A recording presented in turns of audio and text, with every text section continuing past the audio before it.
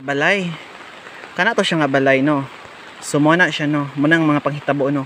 Na pag isa ka buk balay tura haman agion. Nya sa nang orasa. Let's check the time. It's 4:11. So saan man ni ron?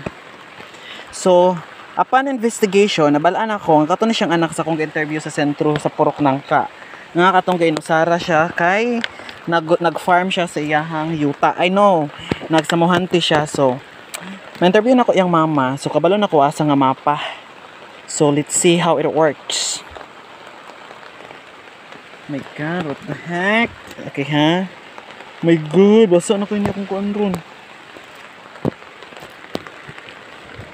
Nakagay na ata diri guys. Oh, look at that. What the heck?